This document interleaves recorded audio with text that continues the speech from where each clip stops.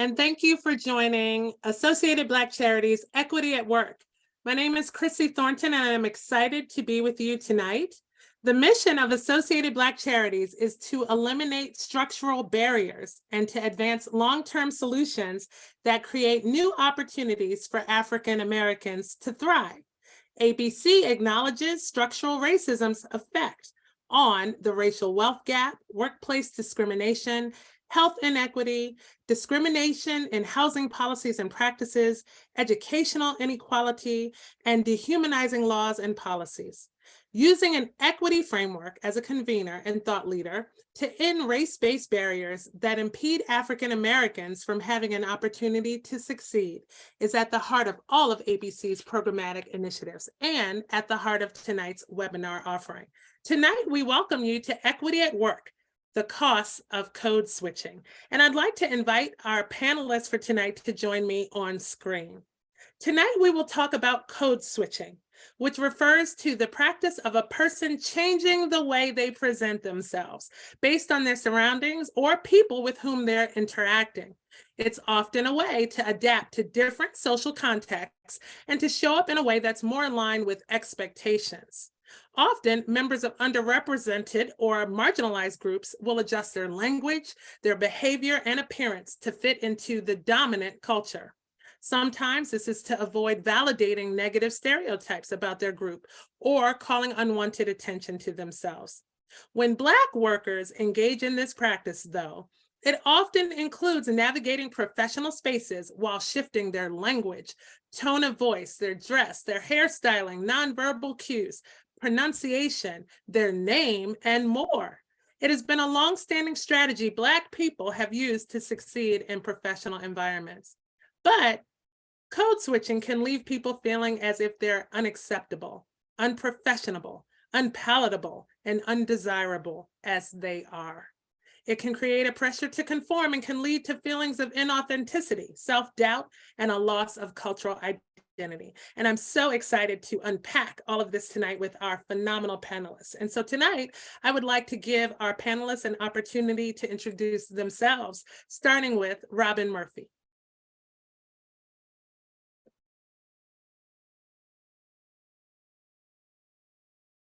Was muted. Thank you for having me. Thank you for allowing me this opportunity and to even spend some time with Deanna McCrae James and with yourself.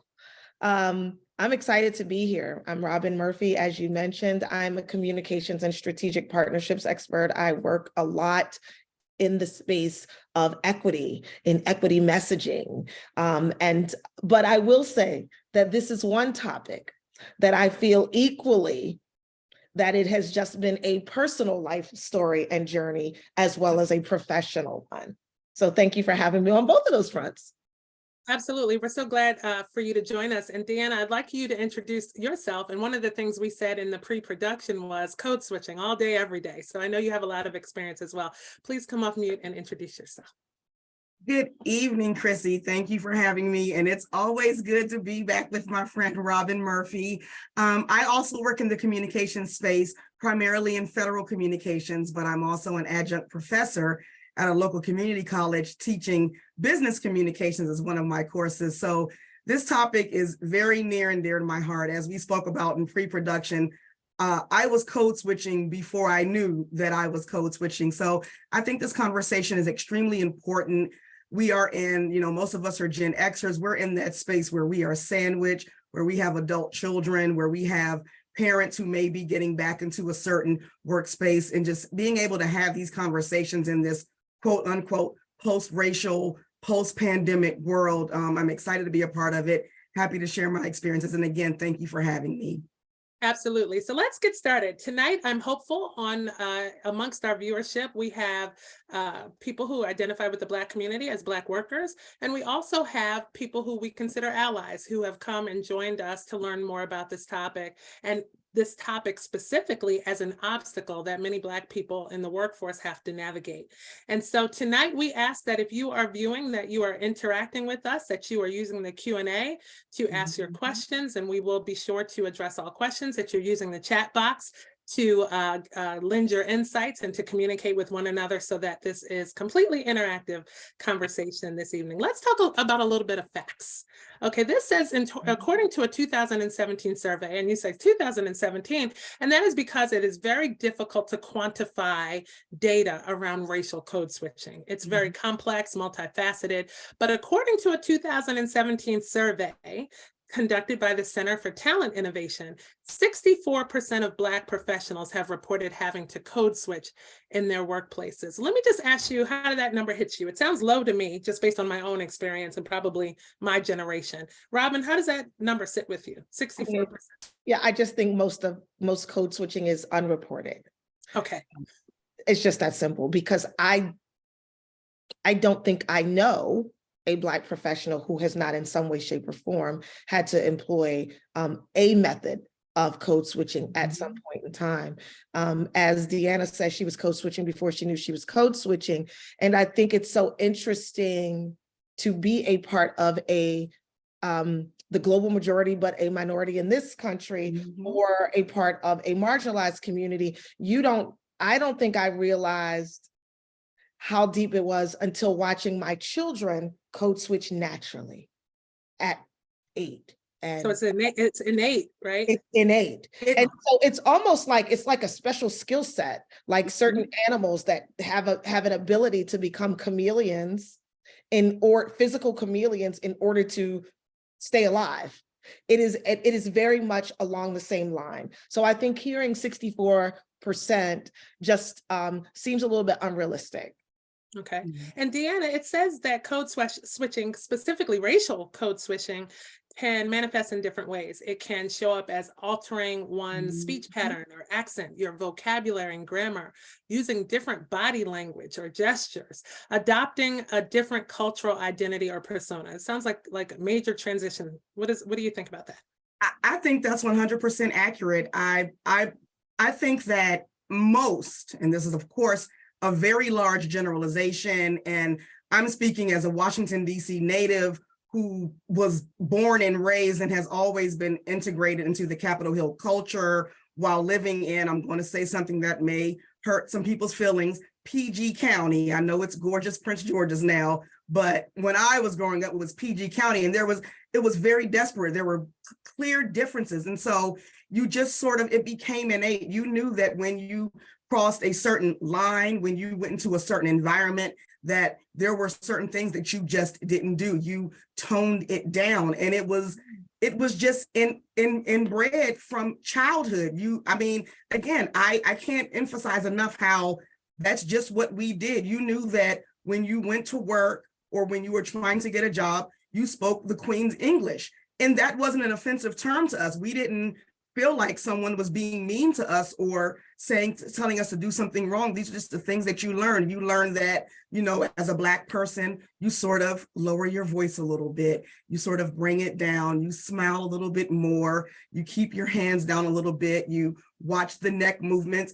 And it's forced to you. It's just taught to you as your ABCs. And so I think for a lot of people who are in a certain age range, we really don't know the difference, and we really didn't know the difference. And conversely, we force fed that to our children subconsciously, that this is what you do. And it wasn't saying that, okay, you are bad as you are, but we grew up with, this is the way you have to act. And that's what we taught our children. But the next generation, I know you're going to get to that, but it's not the same thing. But you saw them younger, and now they're like, wait a minute, we're a global majority. As Robin said earlier, they aren't encapsulating that the way that we did. And absolutely. Go ahead, Robin. I thought I would share, I gave a lot of thought to what I talked to partners and clients about. In a lot of my background in work is working with mainstream, as they're called, or large institutions and organizations and corporations on how they can connect with, strengthen, or deepen relationships with people of color, organizations of color, small grassroots organizations. And in that process, I am learning, as Deanna said, like the newer generation of folks, they're kind of like, you come to us correct. Like, we're not going to sit here and bend and twist to fit into your box anymore, but we're going to expect you to meet us exactly where we are. And I do think that is a significant shift. But as I gave thought more to this panel and some things that I can bring to the discussion, was that I think my first professional relationship with code switching actually occurred very early in my career, when I worked in sports communications as a sports professional. And so Michael Jordan was a master code switcher in order to get endorsement. I worked for Michael's agent. My first job was working for David Falk. And the first story he told me, and didn't even realize that he's telling me, I told Michael Jordan to strip everything he was and become this guy. And what he told Michael Jordan was that, like, you're going to make a lot of money playing basketball, but all the money is in endorsements, which it was at the time. And he said, and you can be great and still be Jordan, but a Black man has never worn Hanes on the cover of a Hanes package in Walmart or Target. And I need you to talk this way and sound this way and represent this way for the Hanes contract, the Gatorade contract, the this and the that. And so he was sharing that with me as a way to say, Michael did it. And so Michael was like a little bit like ahead of me, but at my time there, Allen Iverson was his next big new client. And let me tell you about somebody that refused to code switch. Yes, I watched his documentary not too long ago. So absolutely. And so my entire job was to act as his code switcher because he would not. And so what I learned from him at 21, was that with a certain amount of privilege or money or talent or whatever, he refused. And he was okay with never being a Hanes spokesperson. So he was told to change his hair, which was cornrows. No one had cornrows in the NBA at the time. And he was flat out told to change his hair. And he said no. And change his style of dress. And he said no, because I literally put on a uniform to work. And so he walked into the league office, and he was fined $1,000 a game for any game that he did not come dressed properly on a road game. And he walked in on day one, and they played 82 games, 41 away and 41 at home. He wrote a $41,000 check and said, I won't be changing my clothes. But I think that's a great story, but it also comes with a certain amount of privilege in that Allen Iverson knew that his bills were still going to be paid. Absolutely. Not he and I think that's the challenging part, is that he had that privilege.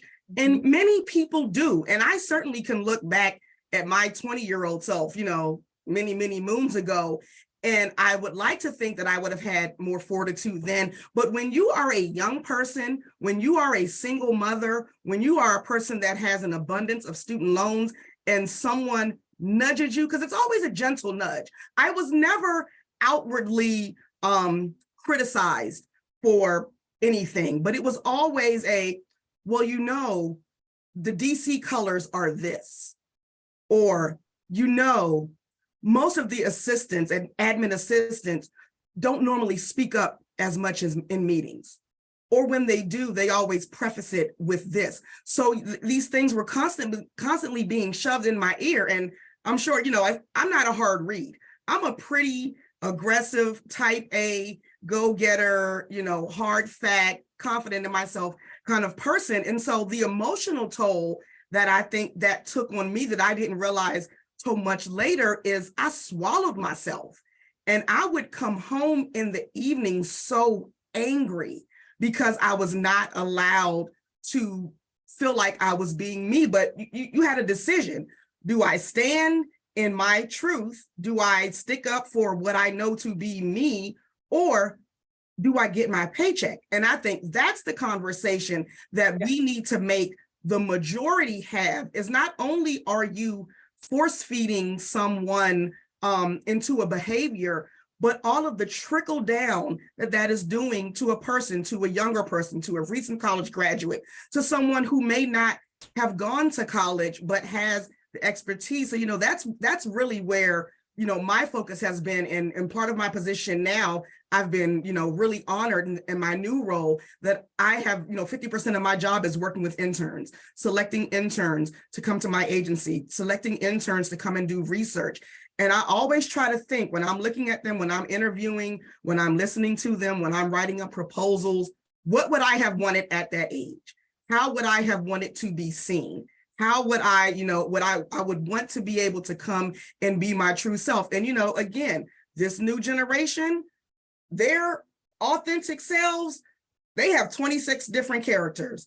And I'm here for it because they have boxes that they are checking that I never thought I would see as a box. And so it's really, interesting, to look at the variance of working with someone that has the privilege to say, I'm not going to code switch, and then knowing that there's a large segment that they have to.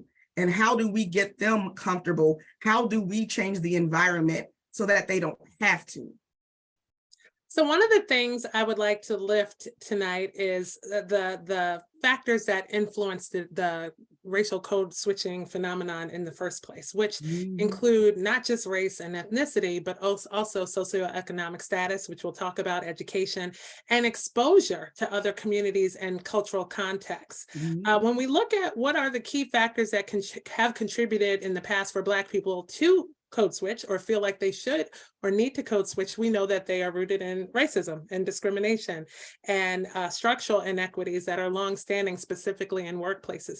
One of the things you mentioned earlier, Deanna, you talked about speaking the Queen's English, and that resonated with me because I grew up knowing what the King's, we called it the King's English, where I came from, and it was a decision, right, that to show up and speak the King's English. I wonder, even in the world of allyship, and if there are allies on the line, I'd love for you to put it in the chat box. Do you all even have that conversation about the King's or Queen's English versus just plain old English? I wonder if that's cultural and community based, that thought. That's something that we've passed down and from our grandmothers to our mothers and to ourselves, and that is a difference than just being able to speak English articulately. So I wonder if that's a thing. But this says that Black individuals specifically who report higher levels of racial discrimination are the ones most likely to engage in code switching as a coping mechanism. What do you think about that?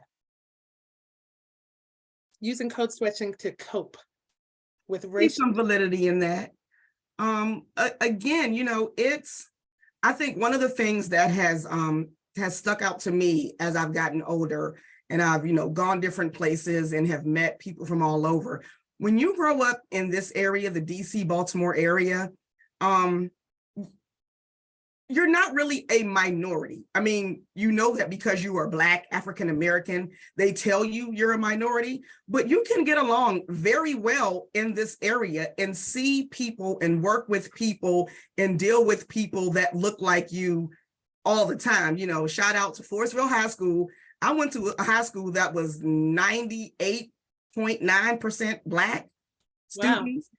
We had, a couple of Caucasian teachers, but Black principal, Black administrators, Black students, highly functioning Black students, honors program, AP, magnet, all that. So seeing successful Black people was a norm for me. So we didn't grow up thinking, oh, you have to be special to do okay. But a lot of people that transplant here, and especially from working on the Hill, a lot of people that transplant here come from areas where they are the only one in a lot of instances. And that has been a survival mechanism for them. The first college that I attended was a huge culture shock for me because I went from being one of the all to leaving my dorm room and not seeing another Black person until I went back to my room. And you start to figure out, what do I have to do so that I don't seem different? But the undercoating of different is bad or worse. Right. Even though no one ever said, oh, you're Black and you're bad, you just don't feel like you're okay because you're so much in the minority. So I can see how growing up in a situation where you are the only family, the only smart person, where you can feel like adapting that is needed to to be seen as good or superior or stronger. And if okay, ahead, Robin. Just another like even another sports analogy about coping, code switching becoming a coping mechanism. There was a time I get into all the time about the percentages of athletes who marry outside of their race, and it is a misnomer that currently in today's time that Black athletes marry outside of their race more often than anyone else, right, at that income level. However, I've heard specific stories of 25, 30 years ago, athletes who understood that the entree outside of the sports field for them was going to be limited if they didn't show up with a white woman on their arm. Wow. And they were trying to actually transform what they were doing on the sports court or field into other entrees in society. And that showing up with a Black wife wasn't going to cut it. And so there's a level of coping in order to get to the next level in life that people employ. And so that is also, so that's like a cultural code switch, not so much a verbal code switch, right? Yeah, that is a very real phenomenon about as your income level rises, what are some other barriers to you being able to show up in other spaces? Mm-hmm. And without assimilating or adapting. Correct. It's interesting because a lot of the conversations that we are having in regards to barriers in the workplace end up being about our willingness or, not having a willingness to assimilate, to adapt, to, change who we are, to be inauthentic, to fit in. And this is no different. However, I must say, and we had this conversation pre-production, that we called this the cost of code switching, because we will get to discussing the costs of code switching for Black people, the damage that the practice causes. But there also are benefits and have been proven benefits of code switching. And we said earlier that we called it the cost of code switching, but there was a time that there was power in being able to code switch, right? That was a superpower. That was a talent. That is something that has been proven in many instances to get people further quicker. And so what are the workplace benefits, if we could look at those, or the perceived benefits of code switching at work?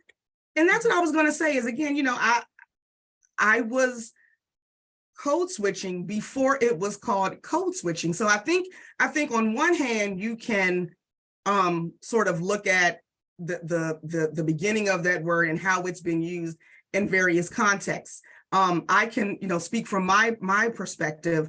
It was not identified as something to do because it highlighted anything negative or that you were less than, but it was more so, it was explained that this is how you act in a professional setting. When you are in a professional setting, especially as a young person. Again, I grew up where the government, the federal government, was a major employer for a lot of our community. The Postal Service, the civil service was a major employer. So I was able to start working for the government at the age of 16.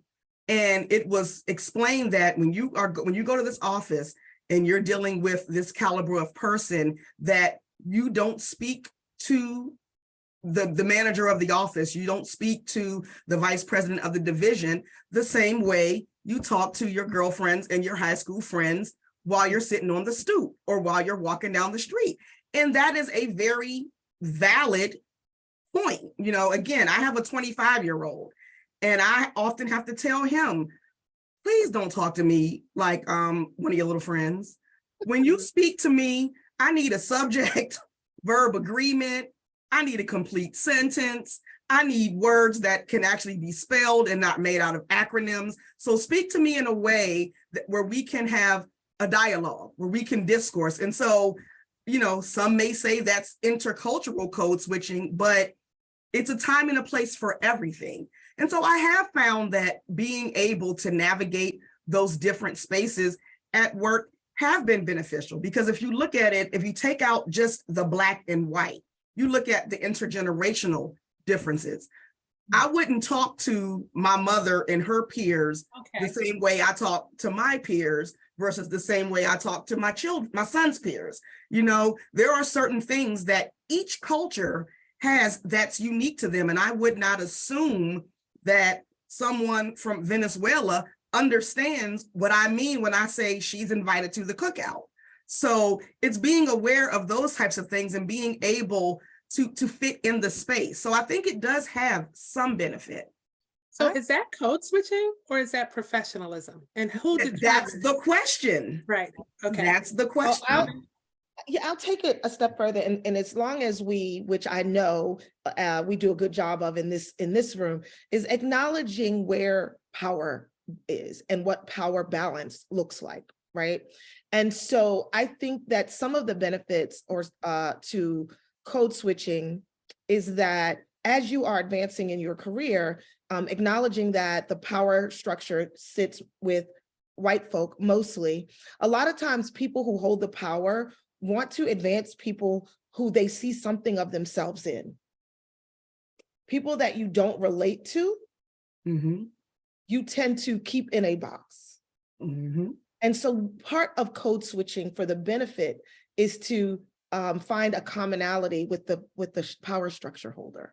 Wow. Yes. And the research says it's not just about building rapport with other cultures, right? Code switching is about adapting to workplace culture, which we tend not to have the power and positioning to control, not all the times, but most of the times. It's about advancing careers. It's also in some cases to mitigate stereotypes and biases that we know that exist, right? And then also to enhance communication and collaboration. And I think in the chat, Celia says that both things can be true. It is a fine line between whether it's being professional or whether it's code switching, because in some ways, the way we're discussing this, it's been predetermined that Black cultural exchange is not professional. And that's the problem. I feel that the receiver or as Robin put it, the powerless person is the one to determine when it's code switching. If I come into an office and I wear my fake ponytail and I am made to feel that my fake ponytail is unprofessional, where a Caucasian person can wear their natural hair the same way and it looks just like this, why is mine bad? Why do I have to change my hair to look more professional when we're literally doing the same thing? And so you're asking me to code switch. You're asking me to make myself more adaptable to you. And that's when I think you start getting into the negativity of it, and when it starts to cost you, because now my self-esteem is affected. Now I feel like I am not valued as an individual, and I have to code switch and become something else to make you see me. So how much of that is self-imposed? How much of that is what the people with power are imposing on Black workers? And how much of that is what we've been ingrained to believe about ourselves, not being professional, not being adequate, not being accepted? And we walk in with some of that baggage, because I know I've code switched through the majority of my career. And we'll get to how I am a master code. I'm probably doing it as we speak. I am a master code switcher. I can code switch in a number of different directions. Sometimes I forget who I am in the process. There are a lot of detrimental things that come from it. We'll have to unpack it a little bit later in the conversation. But have I been asked to do that? Or have I been raised and ingrained in a culture that told me that white is right, that, you know, society's depiction of beauty is this, and that I need to conform in order to succeed because the people who I see succeeding have conformed or have adapted this type of behavior? How much of it is self-imposed? So I'm lifting up really quickly what Laurie said in the chat about the same reason why corporate boards remain so overwhelmingly white is because they recruit from their peers. And I could not agree more with that. And it's about an outsider-insider relationship. A big chunk of my portfolio as a strategic partnerships consultant is working with overwhelmingly white boards who have realized their boards are old and white and out of touch and oftentimes dying, right? Because they're aging out and they want to be more representative of the communities in which they serve. And when I hear from board members with like heartfelt, like, I just can't we don't know where the Black people are. Like, we can't find them. And I am surrounded, like I can't walk 2 steps without tripping over a qualified, intelligent Black person that would be a great fit for their board, mission-wise and the whole 9. But because we've decided that where we are socially represents what the social norm should be, we automatically exclude others. And so trying to walk that back is a very challenging proposition. But saying that you as an individual, as a corporate leader, which you are, Chrissy, are still walking into spaces with a natural code switch thing. All day, every day. All day, every day. And it's weird because, like, I don't agree that it's 100% negative. I think that as there's a way to still show up authentically. And I think, just to go back to to part of your original question about, is it self-imposed or is it told? I think we cannot negate the fact that we are talking about a variance of levels.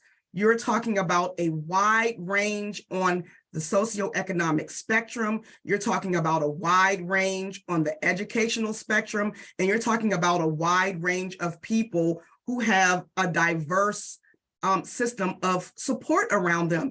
And I think we have to be really, really clear when you're talking about one segment, and what someone tells you dictates whether or not you pay your bills. That's a very different position of privilege than, okay, I can go in here and I can buck back at this. So I think the conversation really needs to talk about all of that. Is it self-imposed? It probably is, because even in this area, having the power that we do as an African-American community, there are still some spaces, doctors, lawyers, teachers, there are still some spaces where you have to conform, and you have to decide internally how much of the fight is worth my time. Is it worth the fight this week? Is it worth the fight next month? Do I do the fight after I get that next promotion? If I'm looking for an advocate, do I fight now? Or, so it's really a wide range. When you are talking about feeding, again, going back to my 20s, when it was between paying my rent, paying for make sure my child's daycare was taken care of, or telling that so-and-so at work, don't talk to me like that, I had to shut my mouth. Yeah. And I had to do it. Now I'm in a little bit of a different position where I can take on that fight, and I can do that fight for others. But it really depends. And I think, we have to be very clear, and we have to be very honest that everybody's not in the same space and not at the same point. And we are not here to get anybody fired. And as a former news anchor, I've been in that position. I was the news anchor in the late 90s that came back from vacation with braids and had to sit for hours upon hours upon hours on end to get my hair back right for what was acceptable for a Black woman to look like on camera. And so imagine how great I felt like last week when Janae Norman on Good Morning America had some blonde braids piled up on her head because she was either going from or coming to vacation. And so I think that times have shifted dramatically in that vein, but we still actually we still face it.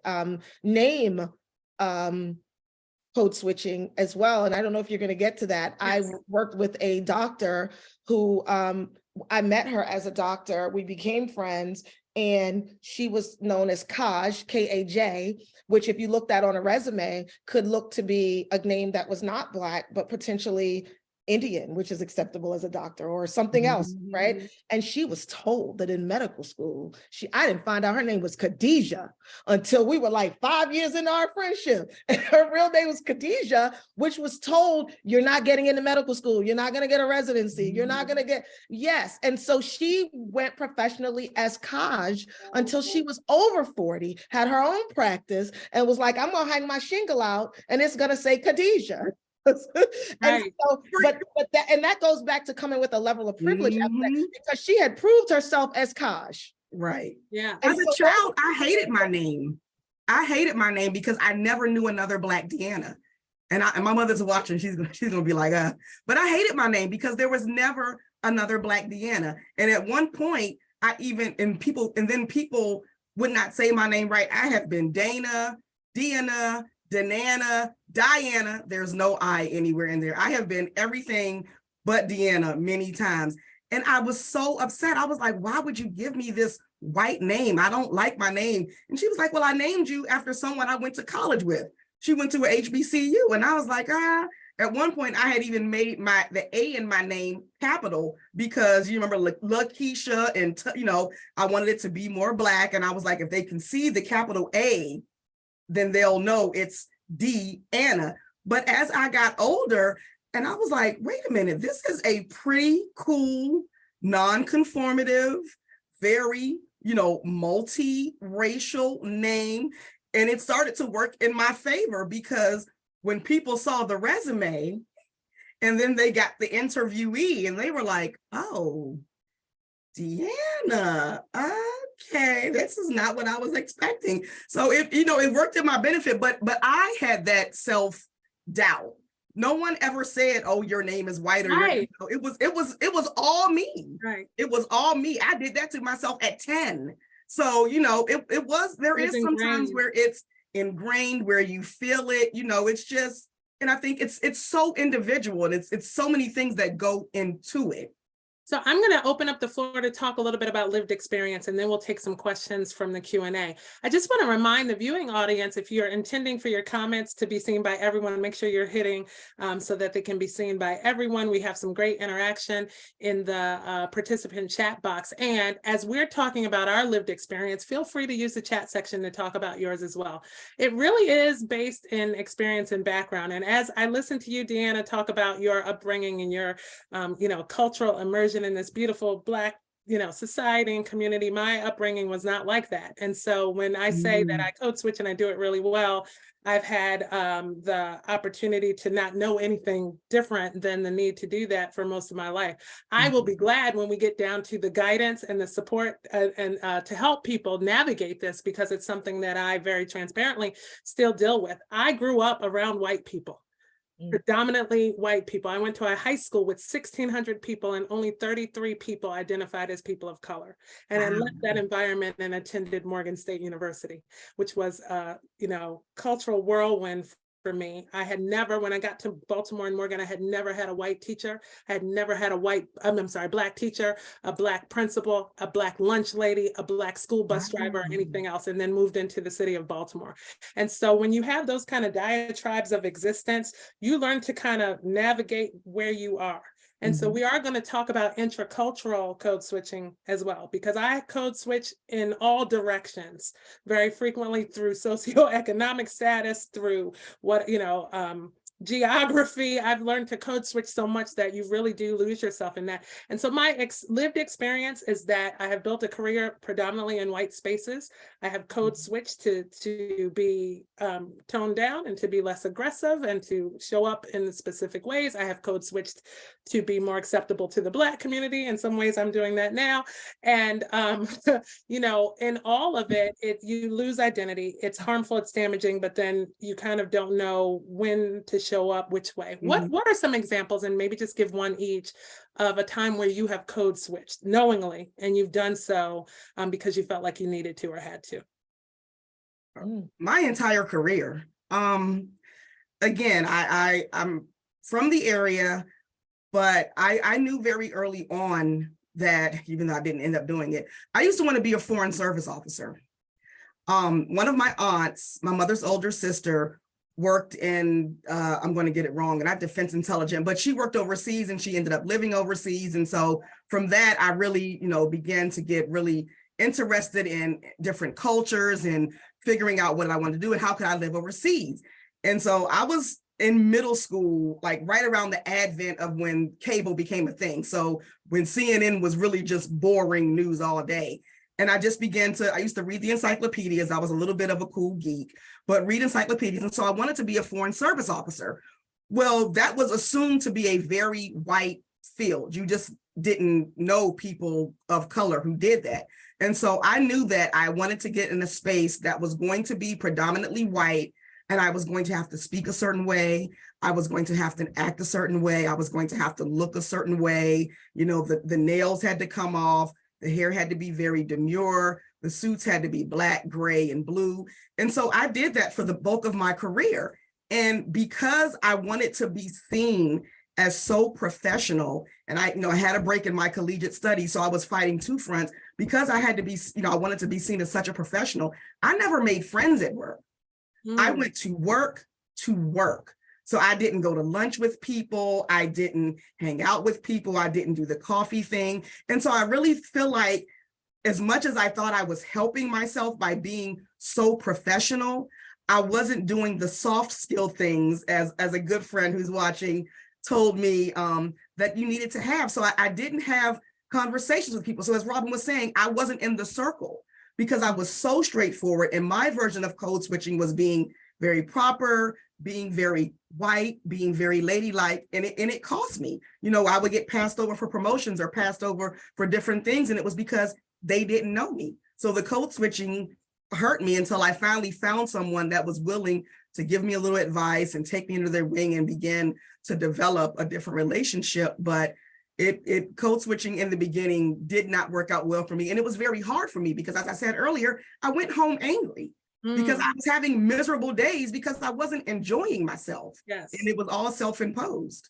Oh my goodness. Okay, Robin, a lived experience with code switching, and then we'll take some questions. Yeah, I think mine is a little bit different. At a lot of my code switching has involved how when Edmondson Village Robin shows up, which is I grew up, in what I now know but did not know then, was like, we were working class, under middle class, and but the way in which I was raised was this was my natural intonation. This is how I always spoke growing up. That was just my family, just really prevalent educators and making sure that we were in the right spaces to succeed, right? And so a lot of my code switching has involved, as an adult, apparently, like I am the Black person whisperer. And I find that objectionable, but I think that because I have shown up in a way that has disarmed people of the mainstream or white folk, then I am seen as somebody that can, I can translate into Black for them. Like, hey, I had an interaction with Deanna down the hall. I just don't know what to make of it. Can you help me? You're the person that they come to. Which is offensive as well. And Absolutely. inappropriate in all kinds of ways, right? But that has been a thing.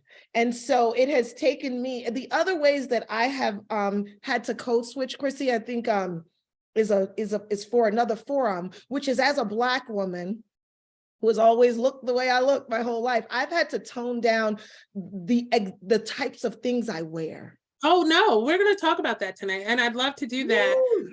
And specifically, let's take some questions, but then circle back to that because I have some great examples to share from that as well. And that has been my challenge, which is that. So let's take some questions that don't take us too far ahead of our journey. This says, let's normalize not feeling compelled to code switch. I love that this is a conversation. That's great.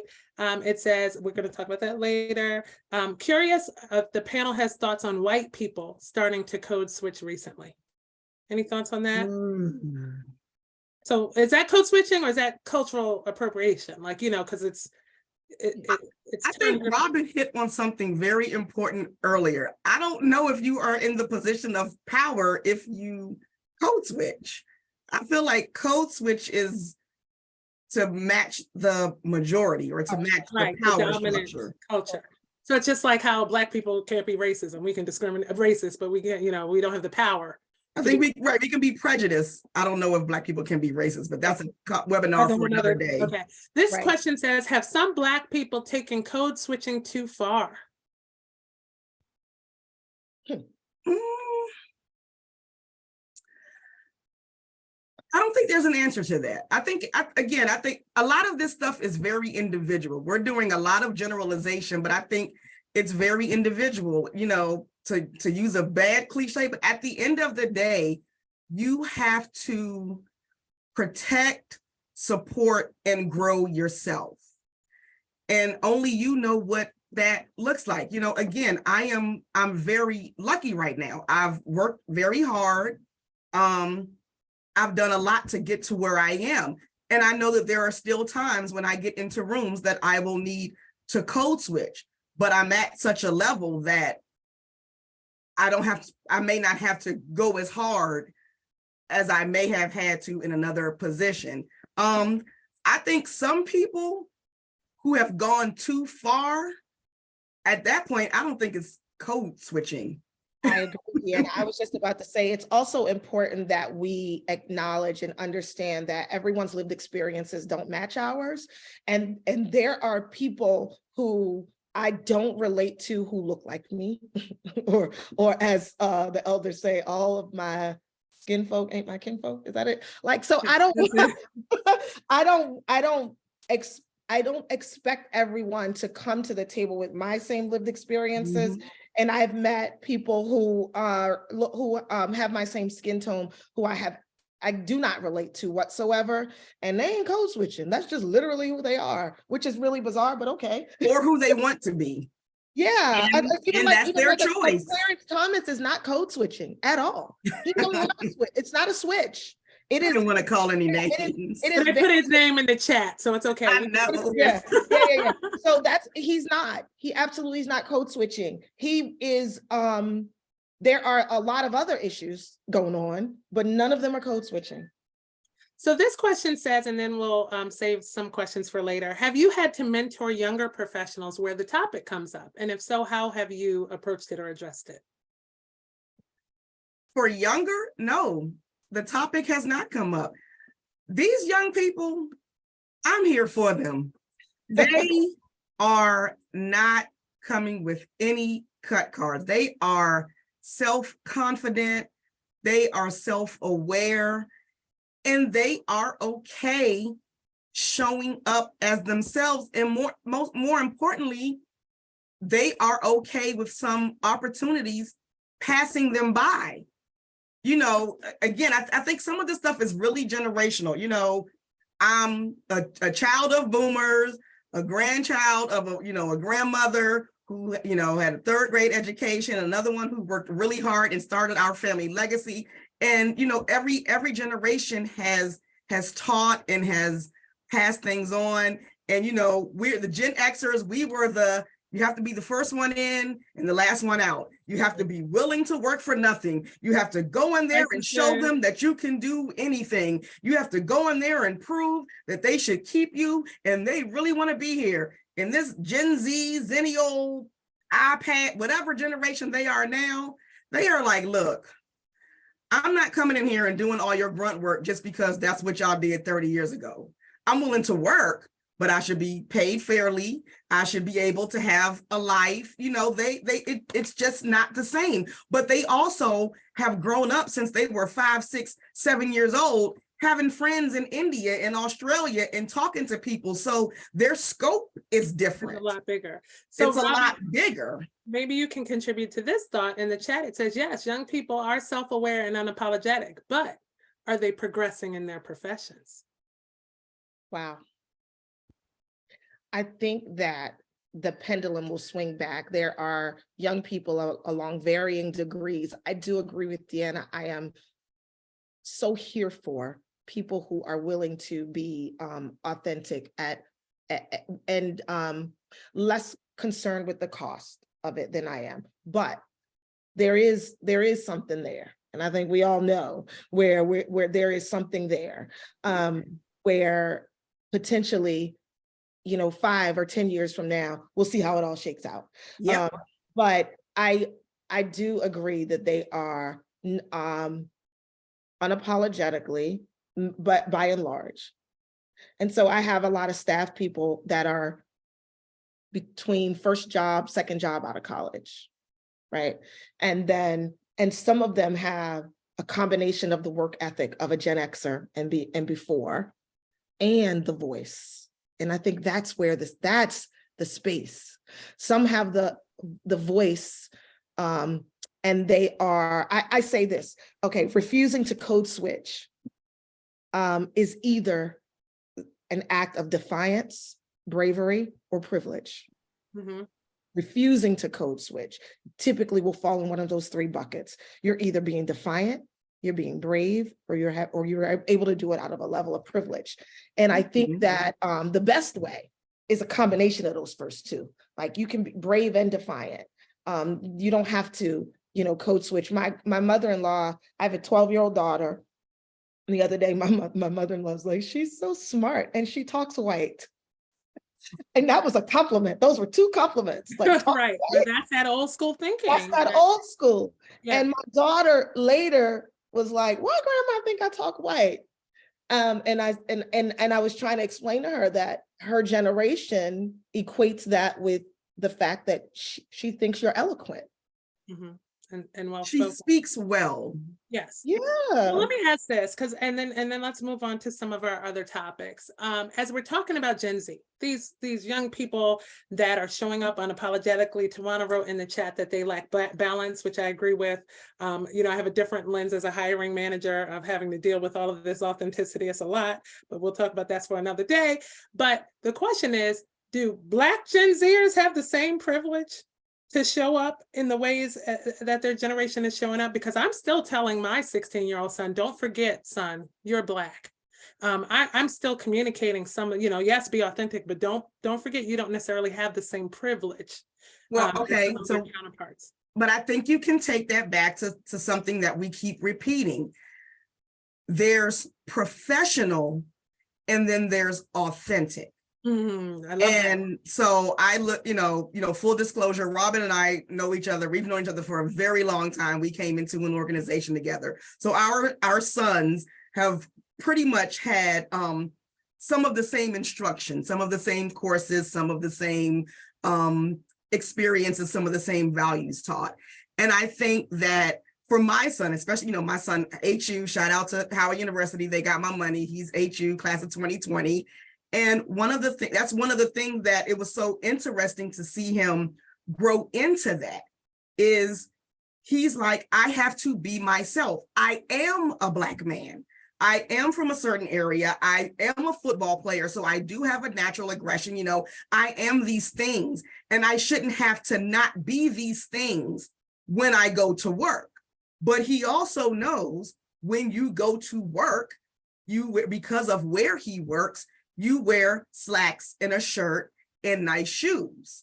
You don't wear Crocs in jeggings, joggers, whatever those things are called. So I don't look at that as code switching, but he's very clear that he is an African-American male, that he's from an African-American family, that African-American community and African-American values are important to him, and he's not going to downplay that. You're not going to talk bad about HBCUs in front of him and think that he's going to laugh it off in the way that we might have.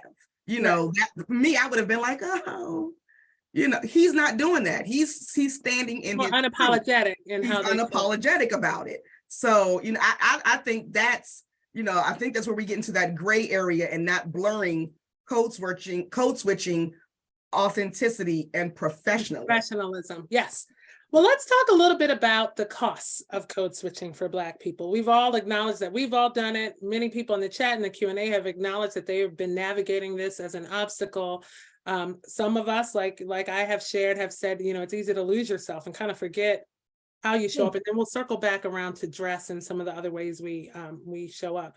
But it says the cost of code switching can include, for Black people specifically, emotional labor, right? It requires a significant amount of emotional labor.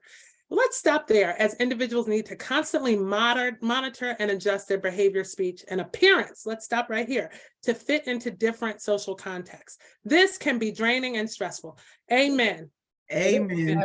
I'll let Robin go and then I'll go. Let me just bring up the dress, Robin, because you brought that up. And that's a way that I do code switch. And so as a development professional that's going to meet with different people to ask they have something that I need and want, right, to further the progress in my organization or in my career and my consulting business, whatever the case is.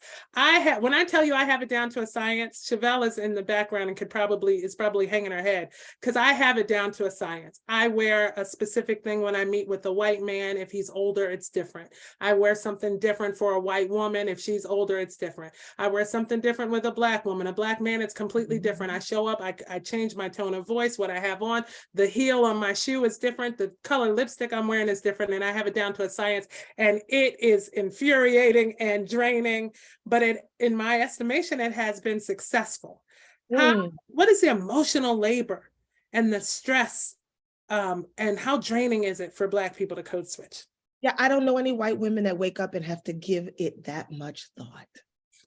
Oh, Celia said that's a lot. Celia, it's a lot. Yeah. You know, So even when we're talking about our true. physique, there's certain parts of my physique that I cover and camouflage differently depending on, and then there's certain parts that I, depending on the audience. It is a lot. It is a lot, but is that self-imposed? And what does the emotional labor look like at the end of the day? And what if I didn't do those things? But I think it's self-imposed based on what has been allowed to be done to Black women specifically. Robin said a very succinct point. And I know several white women that I do consider friendly or associate. They don't have to go through this. I have the same challenge. There are certain things that I can't wear certain places just because of that fear. And it's draining. Yeah. It's really, really draining. I will share that, I also early in my career had a position working in radio. You don't see me. I was working in radio and for an NPR affiliate. So I was excited because it was serious news. NPR does serious work. But being young, I actually walked into the newsroom the first day I walked into the newsroom, I gave it Chrissy thought. I was like dressed in a suit and the this and the that. And then I realized that radio was very much a relaxed dress environment because nobody sees your face. It's about your voice and the quality of the story that you've written and produced and goes on air. And so I watched the other women in the newsroom, and I was the only Black one and I was the youngest one. And I just was like, I'm just going to dress exactly like them. And was just like their clothes, my body was just, And so this is along the lines of what women in general face, a sexism thing, but it is very heightened for Black women in that I was basically told that my t-shirts and sweats, which were exactly like theirs, but fit my body differently, were a distraction. Wow. And it broke my heart because I'm like, she's having on a t-shirt and leggings and flip-flops or Birkenstocks, and I have on a t-shirt and leggings and flip-flops. Can you tell me what's the difference between me and her? And at that time, white You had a body like Beyonce. White newsroom director just said, she don't look like you in it. Wow. And it was what it was. And I've watched Black women have their bodies policed in that way, so much so that that was a crushing moment for me because I was embarrassed. I was embarrassed with the body that God gave me because it felt like it was a barrier to me moving forward in my career. And it took me until I still know that newsroom director. And like literally last year, I asked him if he remembered saying that to me. And he told me that he doesn't remember, but he probably did, and that he's extraordinarily sorry. Wow. And that's just the emotional side. That doesn't even roll into the financial side, because again, you're talking about a wide range of socioeconomic statuses, and you're talking about a wide range of backgrounds and cultures and lived experiences. And so, similar situations, but being told that the things looked cheaply, or why weren't things tailored? Or if you bought this type of clothing or you bought this line of clothing, things would look better or things would be more appropriate. Well, if you're making $20,000 a year You aren't running around and buying Ralph Lauren and Nordstrom's and Calvin Klein every week. You're buying what you can afford, and it looks the way it looks because that's what you have in your closet. So it goes just even, there's so many things that touches on, and it always comes back to the targeting of Black women's bodies. And that's whether you're curvy, thin, heavy, short, tall. People feel like there's a freedom that people have when it comes to talking to Black women about their bodies that they don't have with other people. Right. So here are some other costs that we've identified. Emotional, we talked about emotional labor, inauthenticity, stigmatization, reinforcing racism. But the one I want to land on is identity conflict. And this says that code switching can create a sense of identity conflict as individuals may struggle to reconcile their racial and cultural identities with the demands of different social contexts. This can create a sense of dissonance and internal tension. What do we think about that? Identity, and this is specifically in the workplace, identity conflict. Mm-hmm. Has that shown up? Oh, I think it absolutely shows up. It shows up all the time. I'll work backwards and say the solution is that when you have Black women specifically who get to C-suite or VP, it is incumbent upon us to be a safe space for younger Black women in the workplace because they don't have it. Absolutely incumbent upon us to do that. And I think we can do it gently. You can do it in a way that lets people know that even you as a C-suite professional, Chrissy, still understand that the professional environment requires you to change it up a little. Like you're not gonna wear, your golf clothes to your Sunday dinner. Gala, right. Right. But that there is a balance. Yeah. So, and the identity conflict can be serious. I know I've worked in environments where people, well, I'm just a germaphobe, but I've never participated in the potlucks in the office. And, there's just certain things culturally, right, that we, now I can't speak for the whole Black community, but just that many of us don't do, that's not our type of thing. I'm very conscious about different things, even in the workplace, sharing too much personal business. We're told not to have those conversations and all this kind of stuff. And so when you don't assimilate, there can definitely be consequences that kind of make you wonder who you are, who you're supposed to be when, and it can be definitely harmful. We talked about how generational the decision is, and we talked about a number of times here that younger people may be more likely to reject that idea of code switching. And so this asks what's most important to Black workers is that they have freedom and agency to express themselves in the workplace without the fear of negative consequences. Is that a reasonable expectation in the workplace, that you have the freedom and agency to express your authentic self without fear of negative consequences? Just asking. I think that is a reasonable expectation, but I'm going to say it again. There's a difference between authentic and professional. And it's definitely intergenerational or, dividing by generations. Again, I don't want to come into my office and hear you blasting the same thing that I tell my son to turn down when I'm in the car with him. I don't think that's stopping you from being authentic. I think that's just, there are just differences. But, if I want to come to work wearing something that is a part of my culture, then I should be allowed to do that, provided I am not disrupting the space. If I want to come to work, especially now that it's not just the Blacks, if I want to come to work with purple hair or blue hair or green hair, I should be allowed to do that as long as I am not negatively impacting the mission of where we are. I think that, you can do these things and you should be allowed to, but there's always a time and place for everything. So is the music part of it, is it the volume or the content? I just don't understand what they're saying. I can't tell if they're rapping, if they're singing. I can't understand the words. They're mumbling. I sound like my mother. Yeah, you turned into my mother. You turned into, because for me, I'm gonna embrace that. as long as, like, for example, if we have an office where we do play music, I am not singling out the Black person for the type of music they play. Correct.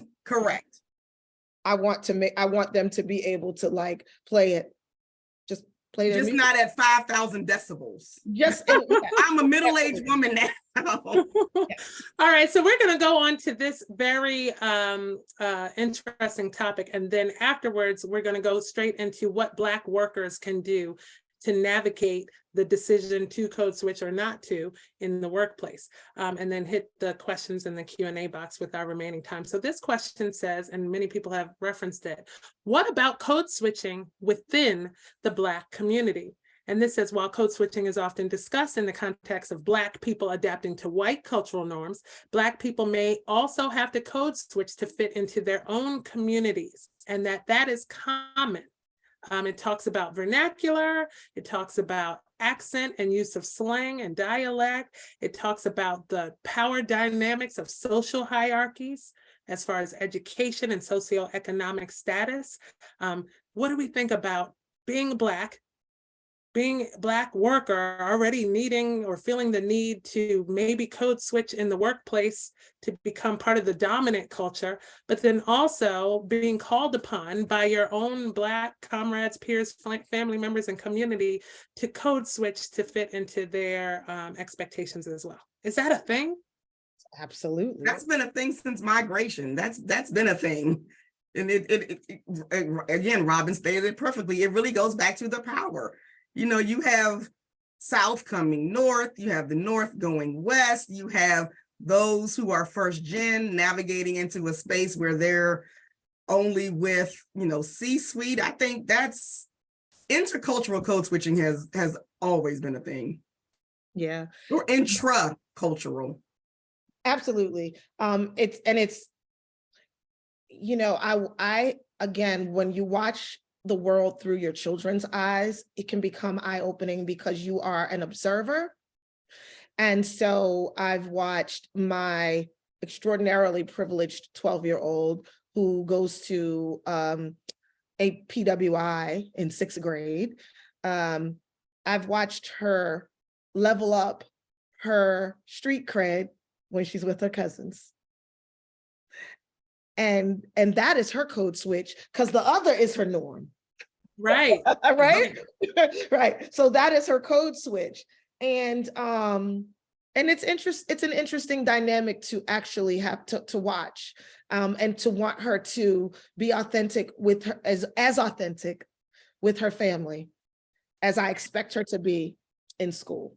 As Black people, though, how much do we take on the role or the systems of white supremacy All the time. when we start to expect of one another and to put, you know, these pressures on one another that we're facing in the mainstream?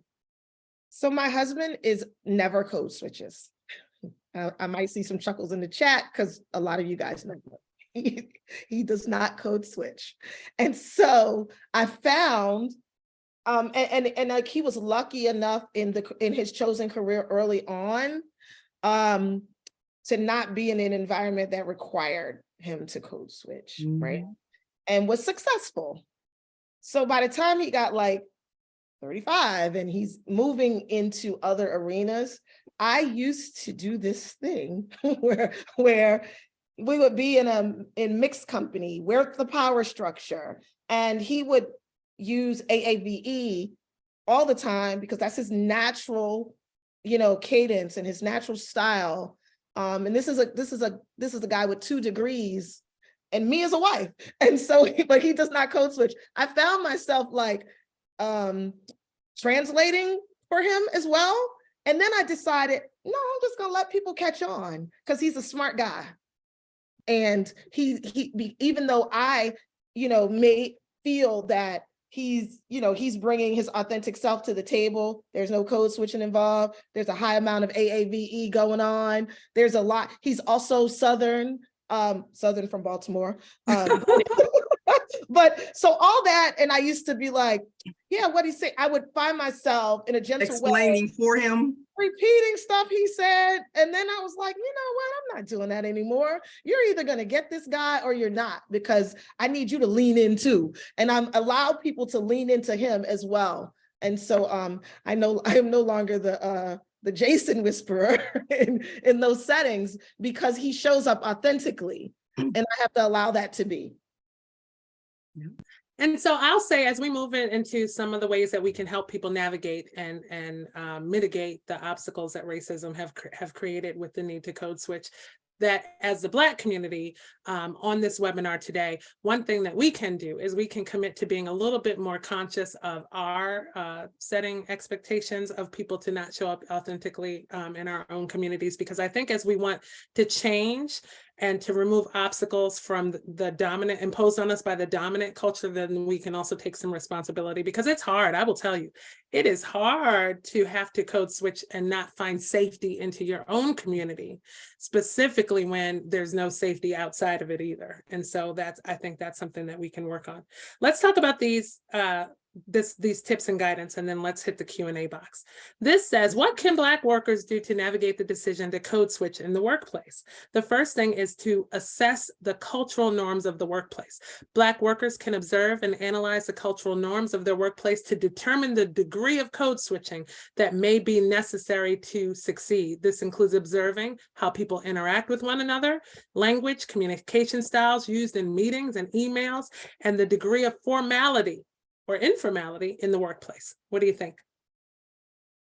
That's very accurate, but I think that should not just apply to African-American people, and it should not just be under the umbrella of code switching. To me, that is a professional tactic to come into a situation and to understand the cultural norms. For instance, there are certain things that I, Deanna, just don't do, and it's not because I'm Black. I don't care about your weekend. I don't care what you did. I don't care where you went. I don't care who you saw. When I come in on Monday or Tuesdays now, I say hello, good morning, because you always speak when you enter a room, and I want to get to work. If we are not friends, if we are not true work friends, I do not want to spend 17 minutes at the coffee machine talking to you. Now, if I can observe over time that the cultural norm is for everyone to congregate for a few moments at the beginning of the work week, I will do that. But I'm never going to be that person that wants to sit and talk about your life, period. And I expect that the office gleans that from me and respects that boundary from me, period. Okay. All right. So this says Black workers should consider the potential benefits and costs of code switching. You have to weigh the potential benefits in the workplace and consider factors such as the need to build relationships, advance your career, and to maintain your identity. And so it's a conscious decision and choice that you make every day on how you show up. Robin? I mean, it absolutely is. You know, we make a choice every single day as to where we're leaning in and how we're doing it, and what parts of ourselves are we bringing into the workplace, and is it all of us, and is it necessary to do? I'm with Deanna, it's not necessary, but how are we showing up, and how much of ourselves are we bringing? I think is universal, or at least it should be universal. But it should not just be a burden of the Black worker. Mm-hmm. Absolutely. This says to seek out relationships with supportive colleagues. So if you're a Black worker in a space that you don't feel comfortable or accepted in, one tactic is to seek out supportive colleagues who share experiences, share commonality with you, to provide emotional support, and to kind of come to agreement with that support system on how you will collectively navigate the workplace. I guess there's power in numbers. What do we think about finding people with commonality, values, not just race, values, beliefs, and those kind of things? Yeah, absolutely. You know, it's when you're looking for mentors, you're looking for advocates, you're looking for allies. I think a lot of that is just in the development of you as a person that is trying to achieve whatever it is in your chosen profession. If you're on the lower end, certainly you want somebody that's going to be able to help move the needle. I had a break in my collegiate career was not linear. I went to a PWI, decided I didn't like it. I went to a HBCU, became pregnant, came home, worked for a few years, and then went back as a non-traditional student and went on to get, graduate degrees. So at each point, I was looking for something different. And as African Americans, we don't really have the option of only looking for other African Americans to help us in that growth, because usually there are not that many of us. So we have to be more open with whom we align ourselves into meeting our next goals. And that by default is going to involve a certain level of code switching. If I'm looking for you to help me navigate a promotion or help me decide and begin to have dialogue about how I'm going to get to my next position, I'm certainly not sitting at lunch with you talking about all of my financial woes. I'm not sitting at lunch with you talking about my cousin on the block that just got shot. You don't need to know that. You don't need to, but if you bring up something where I can share a life experience, I'm going to talk to you about it. But of course, I'm going to code switch with you. I'm going to speak in your language. I'm going to say, oh my gosh, yes, I understand how the drug problem, et cetera, et cetera. I'm not going to talk about, yeah, girl, because I keep telling my cousin and them to stop selling drugs. There's a level of code switch that has to happen at every level. And unfortunately for us, in most situations, we are not in the majority. So it's going to involve us going outside of our race, going outside of our socioeconomic status, going outside of our inner circle to make those things happen. So I think that mentorship is extraordinarily important for Black workers. And I think I even mean peer mentorship, like women across C-suites should be connected with other women of color across C-suites because they have some shared Amen.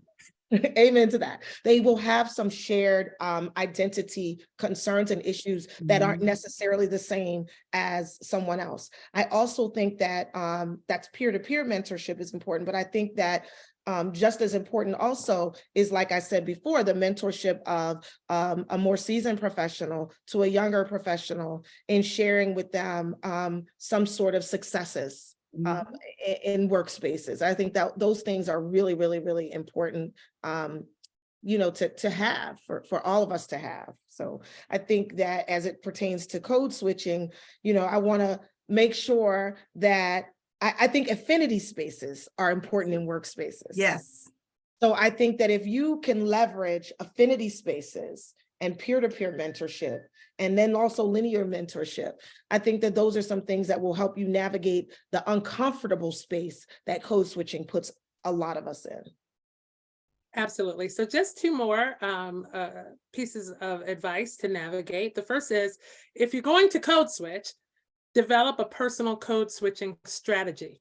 And this says it balances the need that you feel if you're going to do it. Like, listen, if you're going to do it, put your chest in it, right? Like, if you're going to do it, you have to be committed to it. It balances the need to fit into the cultural norms of the workplace with your desire to still maintain your identity.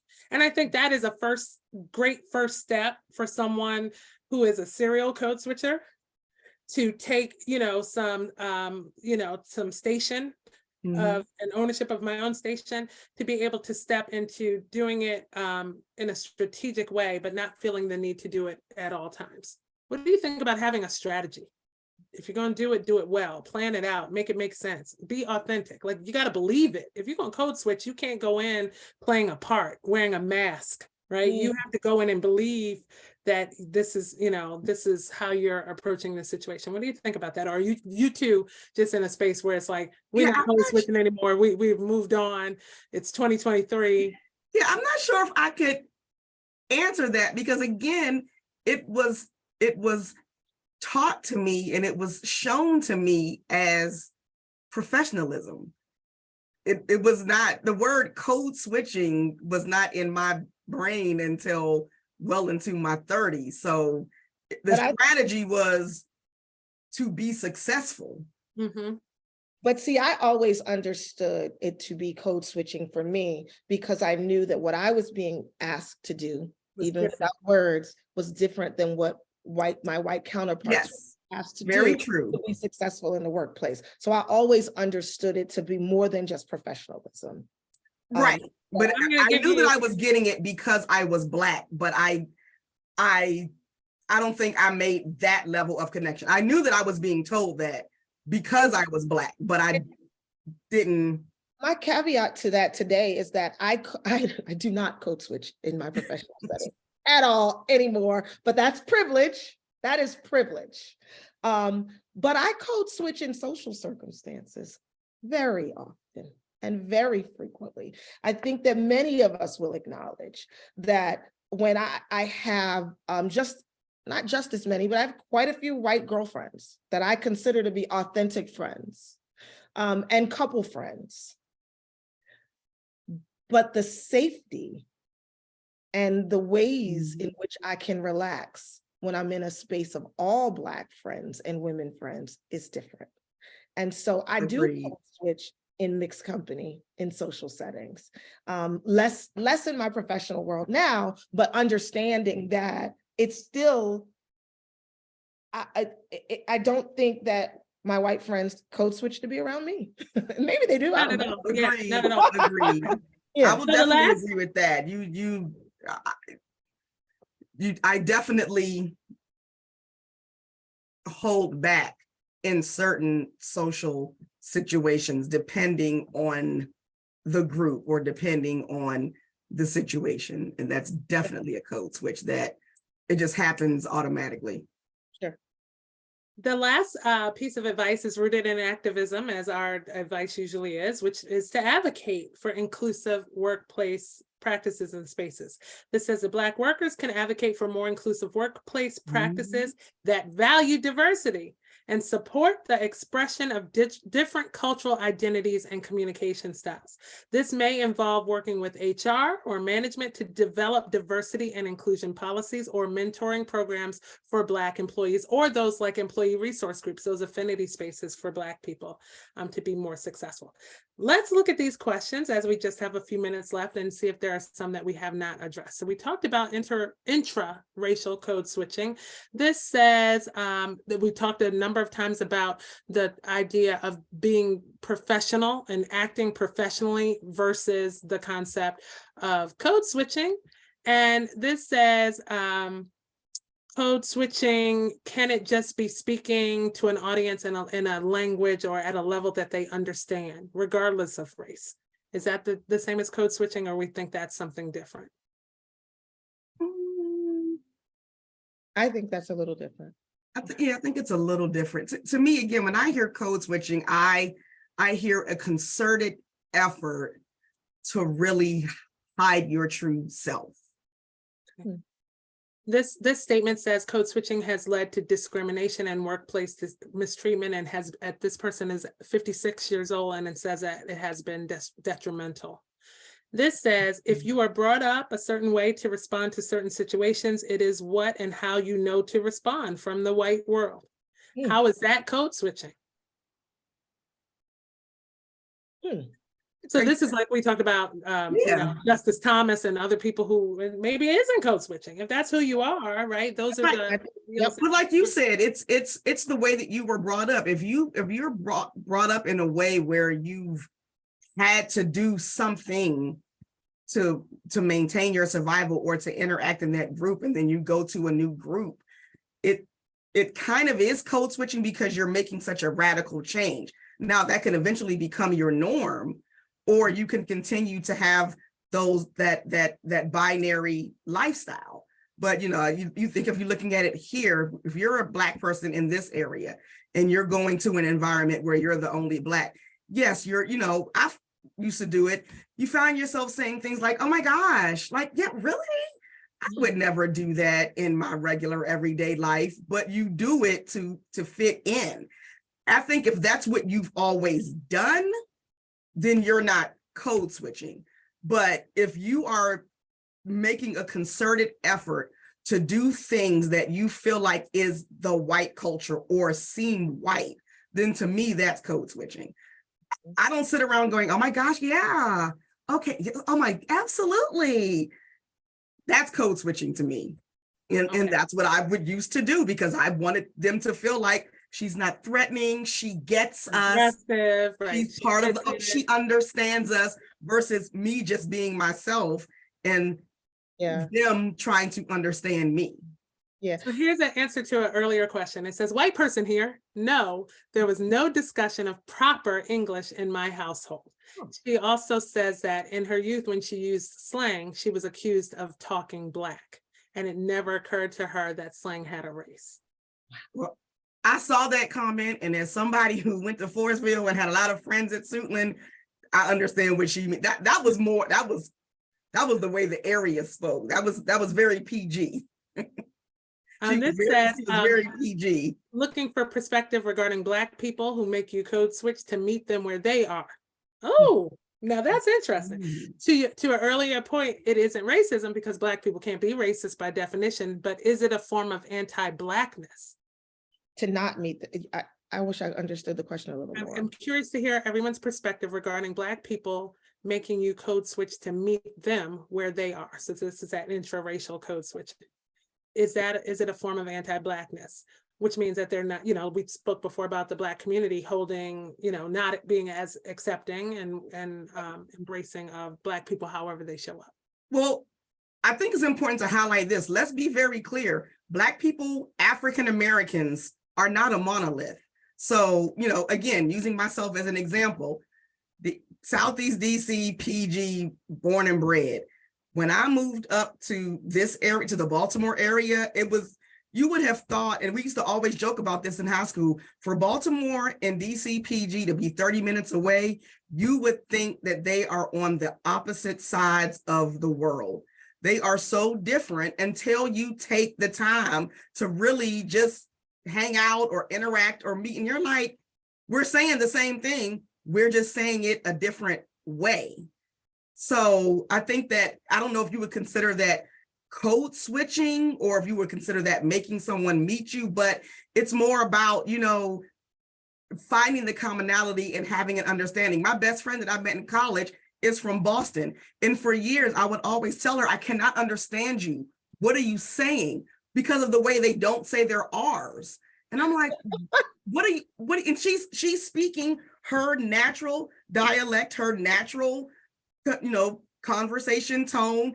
And it's just like, she's like, oh, I'm looking for a park. What? I'm looking for a park. I'm like, are you looking for a parking spot? Or my late husband was from New Orleans and he would say, oh, we got to go make groceries. And I'm like, why do we got to make them? Can't we just go to the store and buy them? And he's like, what are you talking about? So it's, I think that there's some differences and it's natural for someone to want another person to understand them. And so I think there's a push and a pull of, why should I change for you to understand me? And then the other person is thinking, why should I change for you to understand me? Where at some point, if we're going to stand each other, if we're going to have good two-way communication where the receptor and the speaker are equally beneficial, we have to migrate and get some things going on. So I think that everything doesn't have to be combative. Some things are just, we got to make it work. Yeah. So as we close, and I want to end on one question and turn it over to two of you for closing remarks. But first, let me thank you for joining us tonight. And this question, if you could close with your thoughts around code switching, is at what point do you just show up for yourself? Go ahead, Robin. For me, that point was having my own business, as opposed to having to make sure that I was setting myself up to answer any corporate structure. But again, that's literal privilege, because there's not a thing that anybody can give, or you know what I mean? Like I shared this story with Chrissy. I had someone wanted to meet me to be a potential client. And I had some preconceived notions that they were anti-Black. And I get hired by anti-Black people all the time, because usually by the time a company has come to me and found me for crisis communications, damage control, they've done something wrong to the Black community, and they need me to come in and fix it. And so in this case, I went in understanding that I was walking into that, and I said I was getting my hair done, and my hairstylist knows that I code switch, that in some ways. And he said, "How are you wearing your hair today?" And I said, "Extra baby hairs, please," because I was hoping to come in at so Black that this person did not want to work with me. Like, I was wearing all the Black girl magic that day. I was like, let me get the hoop earrings going, and let me get some extra baby hairs laid to the front. And sure enough, I walked in as my authentic self that day and spoke my truth about his organization, and then he's like, "I'm going to hire you and pay you double." So I was like, well, darn it, I just want to make sure that I'm showing up representing who Robin is at that given moment in time. But I swear to you guys, I do not expect that of a 22-year-old.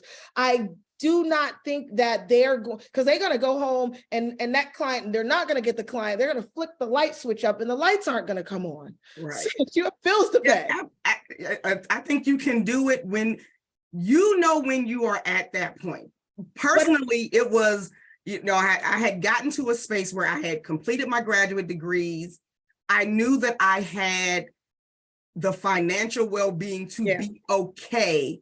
And I knew that my son was getting to an age where I had to have a different demonstration of what African-American adulthood looked like and what it really meant to stand for something or fall for anything. When he was a little younger, and you can still kind of shield them with those, those stories and all, so it got to a certain point where I was at a job where I had put in the time to earn the respect, and people were sufficiently afraid of me. I had the money that I knew I was going to be okay, and that I was like, you know what? I've done my time. Yeah, I'm done. It's over. And again, there are still some instances where I have to go into a space where I may tone it down for the onset.